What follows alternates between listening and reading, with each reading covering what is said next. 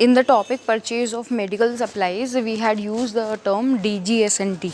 DGS&D, I told you it's the short form of Directorate General of Supplies and Disposals. It is a central government organization or central government department which works on the procurement of material of medical supplies or non-medical supplies. Now, how does it work? It follows the following general rules to make the purchase. What are the rules? That the delivery should be made in India for the payment in rupees in India. Means कोई अगर item import करी जा रही है, if it has to come from another country, shipping से आ रही है या import हो रहा है, then the seller has to give that material in India and the payment should be in rupees. Second one is, if they are using the Indian shipping, if the material is being shipped or if the material is being imported, then what will happen? They will use FOB and CIF. FOB means freight on board and CIF means cost, insurance and freight. ये दोनों ही जो payment basis पर है कि whatever is the transportation cost वो buyer को bear करना पड़ेगा. Means whatever is the material being imported, वो material freight on board means कि वो शिप से बोर्ड पर उतारेगा and then it will hand over to the concern authority. तो वो ट्रांसपोर्टेशन जो कॉस्ट है शिपिंग का वो सेलर बेयर कर रहा है. And CIF is cost, insurance and freight. Cost तो जनरल कॉस्ट है. इंश्योरेंस मीन्स कि if anything mishappens on the ship it is beared by seller. And freight means transportation cost.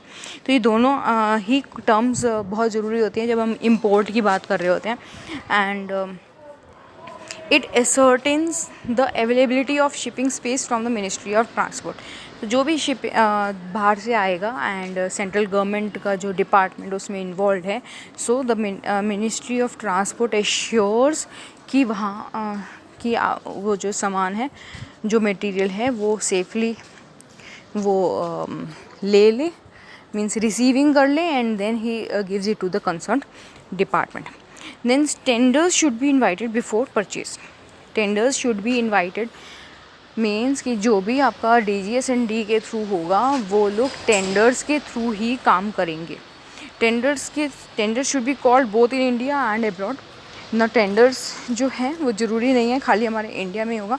Globally tenders निकाले जा सकते हैं, globally quotations आ सकती हैं, globally ही beads जो होते हैं वो कंपेयर होते हैं and then the tenders are finalised. So अगर हम थोड़ा सा टेंडर्स की बात करें तो there is open tender, there is limited tender, single tender and global tender. Open tenders quotations are called for rates of supply through advertisements in Indian trade journals and important newspapers. Such tenders are generally invited for the purchase of the material whose estimated value is 10,000 or above. तो open tenders क्या हैं? जिसकी value 10,000 से या 10,000 से ज़्यादा होगी उन सामान के लिए हम टेंडर्स मंगाएंगे. Number 1.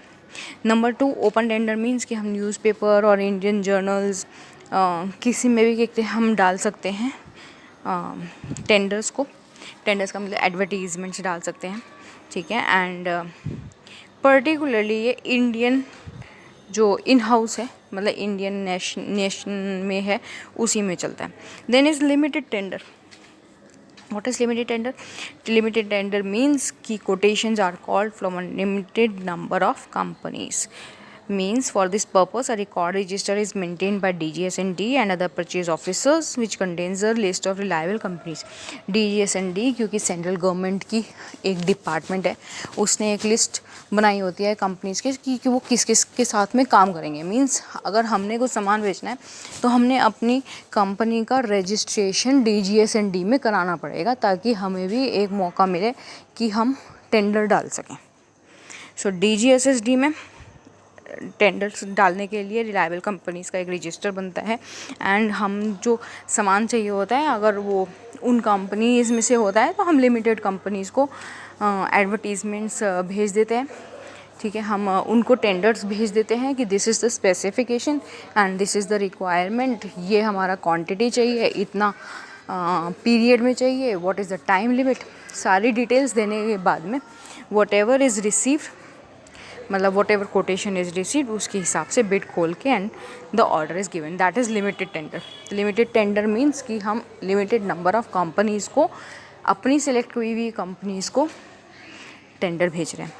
Then is single tender. Single tender is from a particular firm और a particular supplier without restoring to invitation of tenders. इसमें पर्टिकुलरली टेंडर नहीं है but it is a quotation and it is a monopoly. This is specially adopted in case of monopoly item. Monopoly item means कि मुझे cotton के bundle मंगाने हैं तो सिर्फ कॉटन के बंडल जो मैन्युफैक्चर करता है मैं उस कंपनी को भेज दूंगी कोटेशन कि मुझे ये सामान इतने इतने मुझे चाहिए, that is a sort of single tender. तो सिंगल टेंडर मीन्स कि रूल्स वही है सेम, टेंडर फॉर्म होना है, स्पेसिफिकेशन होना है एंड हम उस पर्टिकुलर जो कंपनी है उसको हम ऑर्डर दे देंगे। Then are the global tenders. Global tenders advertisements are given both in India and abroad if the articles is to be purchased in bulk. Bulk में है तो हमारा कहते हैं दोनों तरीके से काम आएगा वो। Then stores purchase through DGSND. Stores purchase means कि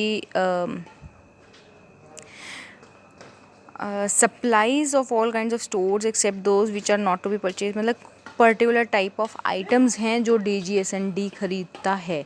मीन्स जैसे हमने जो बताया आपको कि मेडिकल सप्लाईज जो हैं वो DGSND खरीदता है। Stores that are not purchase through DGSND, DGSND क्या नहीं खरीदता है, दैट इज़ फूड स्टफ, खाने का सामान।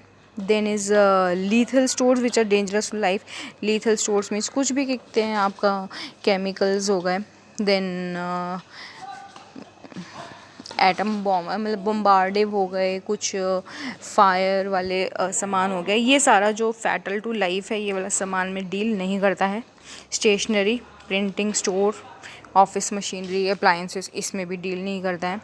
Then scientific instruments and applies, ठीक है, इनमें भी वो डील नहीं करता है। देन रोड का metal, brick, stone, marble, lime, sand, chalk, ये सब भी नहीं करता है। Coal, sawdust, firewood, telegraph, telephone, railways, ठीक है, एंड वुडन फर्नीचर में भी डील नहीं करता। These are all the items जिसमें DGSND डील नहीं करता है। तो पहले ही बताया था हमने आपको कि they deal only in the purchase of medical items, medical supplies. Medical supplies में आपका फार्मेसी की जितनी भी दवाइयाँ हैं वो आ जाती हैं एंड इंस्ट्रूमेंट्स भी आ जाते हैं। इंस्ट्रूमेंट्स जो मेडिकल से रिलेटेड है, जैसे BP इंस्ट्रूमेंट है, स्टेथोस्कोप है, स्फिग्मोमैनोमीटर है, ठीक है, ये सारे इंस्ट्रूमेंट्स आ गए। सर्जिकल इंस्ट्रूमेंट्स आ गए, ये सारे मेडिकल सप्लाईज में आता है। तो these are all covered by DGSND। Now what is the organization of DGSND? DGSND department कैसे काम करता है? DGSND डिपार्टमेंट में मेन विंग्स जो हैं वो ये वाले हैं, that is supplies wings, inspection wing, progress wing and disposal wing. Supplies wing means कि wing is the mainstay of central purchase organization.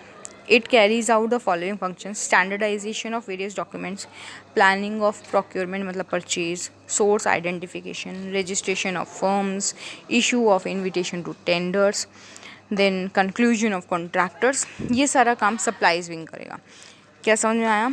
कि जितने भी डॉक्यूमेंट्स हैं उनको स्टैंडर्डाइजेशन करेगा, मतलब डॉक्यूमेंट्स किस फॉर्मेट में होंगे, कैसे भरे जाएंगे, कौन इनको सप्लाईज विंग इनको रिसीव करता है, ये सारा जो डॉक्यूमेंटेशन वाला पार्ट है वो सप्लाईज विंग देखेगा। देन परचेज़ के लिए क्या प्लानिंग करनी है, किसको टेंडर देना है, नहीं देना है, या हमने टेंडर देके किसको हमने कोटेशन फाइनल करना है, सोर्स आइडेंटिफिकेशन करना है, रजिस्ट्रेशन ऑफ फर्म्स होनी है, ये सारा जो है काम हमारा सप्लाईज विंग करता है। Then This wing is divided into the following 10 purchase directorates, each of them under the charge of a director of supplies. क्या मतलब हुआ इसका कि हर किसी के लाइक हम सामान खरीदने जाते हैं तो किराना की स्टोर से देखते हैं क्या खरीदते हैं हम, किचन का जो दाल, चाय पत्ती, चीनी, ये सब खरीदते हैं. देन हम डेयरी प्रोडक्ट्स के लिए डेयरी की दुकान पे जाते हैं, ठीक है. देन कपड़े खरीदने के लिए हम कपड़े की दुकान पे जाते हैं. तो सेम लाइक दिस हमारे हॉस्पिटल स्टोर्स में या हॉस्पिटल सप्लाईज़ में variety of material is used. Variety of material में मैकेनिकल थिंग्स यूज़ होती हैं. देन रेलवे स्टोर्स डिपार्टमेंट उसने बनाया हुआ है for railway purchases. Electrical stores, workshop machines, then hardware products, oil, paint, chemical products. Then civil armaments means civil जो arms हैं, जो क्या यूज़ करते हैं हम, पिस्टल वगैरह है, वो सब हो गया. एंड देन व्हीकल्स हैं, टिम्बर, वूल, लेदर, सब मटेरियल के लिए उन्होंने अलग अलग विंग बनाए हुए हैं. Here are the list of 10 but it may be many. हमने इसमें 4 रीजनल ऑफिसेज हैं, Calcutta, Bombay, Madras and Kanpur, that is Kolkata, Mumbai, Chennai and Kanpur. ठीक है, ये 4 आपके ऑफिसेज हैं. एंड जैसे जैसे जहाँ से डिमांड आती है एंड जैसे भी कहते हैं आपका जो शिपिंग होगा वैसे आप उसमें ऑपरेट कर लेंगे. Then what does inspection wing do? Inspection wing is eyes and ears of the organization. Eyes and ears of the organization. Eyes and ears of organization means कि वो इंस्पेक्शन करता है जो भी मटेरियल आएगा, ठीक है, जो भी मटेरियल शिपिंग के थ्रू आ रहा है या whatever material is being purchase, वो इंस्पेक्शन विंग इंस्पेक्ट करेगा and then they will give for the orders. तो ऑर्डर करने से पहले भी सैम्पल्स मंगाए जाते हैं एंड ऑर्डर मतलब रिसीव करने पर भी उसका इंस्पेक्शन होता है कि what is the order quantity, what is the order specifications, product specifications, whatever. तो then is the progress wing. Progress wing is above all means कि उसमें वो देखेगा कि कितना प्रोग्रेस हुआ. अगर इंडेंट रिक्वेजिशन आई थी तो इंडेंट प्लेस हो गई, नहीं हो गई, ऑर्डर प्लेस हो गया ही नहीं हो गया, या फिर कहते हैं ऑर्डर वहाँ से चल पड़ा है या नहीं चल पड़ा है. तो वो whatever is the progress, it keeps an eye कि हाउ द परचेज प्रोसीजर मतलब कौन से स्टेप पर है. Then is the disposal wing. Disposal wing is कि disposal of surplus material in accordance with the policy laid down by the government of India from time to time. अगर कोई सामान ज़्यादा आ जाता है या ऑब्सोलीट हो जाता है उसका डिस्पोजल कैसे होगा. Now apart from these above all 4 wings directed functions with the help of following divisions. Divisions भी हैं means it has planning division, it has statistical branch, it has public relation office, then it is having regional office, then organization advisory bodies are there for day-to-day functioning, liaison cells, cost account branch, purchase advisory council, Indian supply mission and Indian supply mission in London and it is in Washington also. So these are 10 divisions in which the DGSD also works separately. So number 1 is planning and development division. Central Purchase Organization is essentially a purchasing agency of Government of India. So it looks in allied problems में purchasing जो करना है हमको वो एक success हो, उसमें कोई प्रॉब्लम्स ना आए, उस मटेरियल का कुछ सब स्टैंडर्ड मटेरियल नहीं मिल जाए, वो जो हमने कॉन्ट्रैक्ट साइन किया है वो लॉन्ग टर्म कॉन्ट्रैक्ट हो, हमने मैक्सिमम इंडिजीनियस प्रोडक्शन हो, देन वेरियस रॉ मटेरियल हमने ऑप्टिमम लेवल ऑफ प्रोडक्शन तक जाए. ये सारी चीज़ें जो है प्लानिंग करके चलनी पड़ती हैं. Planning and development division is है. So then is statistical branch.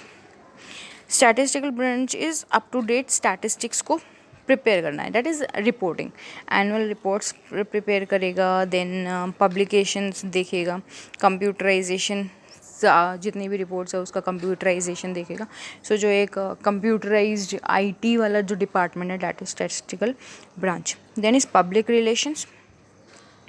Public relations means कि ये डिपार्टमेंट सबके साथ गुड पब्लिक रिलेशंस बना के रखता है. मीन्स कि अगर आप जो सेलर्स हैं, बायर्स हैं, उनके साथ में कहते हैं पब्लिक रिलेशन कोई इशू ना हो. खुद भी पब्लिक रिलेशन ऑफिसर होता है उसमें, कि सबके साथ हार्मनी कैसे मेंटेन करके रखनी है, दैट इज़ पब्लिक रिलेशन. तो पब्लिक रिलेशन डिपार्टमेंट हमारा हॉस्पिटल्स में भी होता है. Then are the regional offices. Regional offices मैंने बताया आपको, अभी इस समय 4 हैं. That is Kanpur, Mumbai, Kolkata and Chennai. And then the organization is held by the following advisory bodies. Advisory bodies भी हैं. Advisory bodies means contract officer है उसमें, then financial advisor है, and then legal officer है, legal advisor है. तो ये advisory हमको चाहिए होती है. Then is liaison cells. Liaison cells का मतलब होता है कि परचेज़ एंड उसके लिए हमारे को लाइजन ऑफिसर्स भी चाहिए. लाइजन ऑफिसर जो हमारा सामान को प्रॉपर इंडेंट देखेगा, प्रोक्योरमेंट परचेज देखेगा, और जितने भी कोई अगर इश्यूज़ आते हैं तो उनका सेटलमेंट भी देखेगा. Then is the cost accounts branch. Financial branch हमें चाहिए ही है ऑफ कोर्स. फाइनेंस जो देखेगा हमारा, that branch is also the account section. Purchase advisory. Advisory means ये अगर हमने प्रोक्योरमेंट मटेरियल कोई मीन्स कोई ज़्यादा एक्सपेंसिव मटेरियल देखना है तो हम परचेज पॉलिसी, अपना प्रोक्योरमेंट पॉलिसी, प्रोसीजर वो सारा देखेंगे. तो हमारे को एडवाइस दिया जाएगा कि हम इस पर्टिकुलर मटेरियल के लिए पर्टिकुलर परचेज़ का एडवाइस ले लें. मीन्स जैसे हमें कुछ भी सामान खरीदना है तो हम अपने किसी न किसी के से एडवाइस लेते हैं, तो that is the same way. ना Indian supply mission, London and Washington. इसके अंदर क्या है कि purchase, inspection, shipment of stores and functions as purchasing agency abroad. Means अगर हमने बाहर से कोई मटेरियल ख़रीदना है तो हमारा लंदन एंड वाशिंगटन दोनों जगह पर हमारा ऑफिसेज़ हैं. एंड पहले वो वहाँ पे पूरा प्रोसीजर होगा, लाइक कोटेशंस एंड बिड्स देखी जाएंगी, कोटेशंस देखी जाएंगी, देन मटेरियल स्पेसिफिकेशन होगा, देन उसका indent, procedures and freight, board, जितना भी है, शिपिंग, सब कुछ वो वहाँ से देखेंगे. And then the things are sent to India. So this was all about DGS&D. ऐसा कभी एग्ज़ाम में क्वेश्चन तो नहीं आया है, but still we are using the term DGS&D again and again, so you should be familiar with it. Okay class, I hope you have understood all this. Thank you.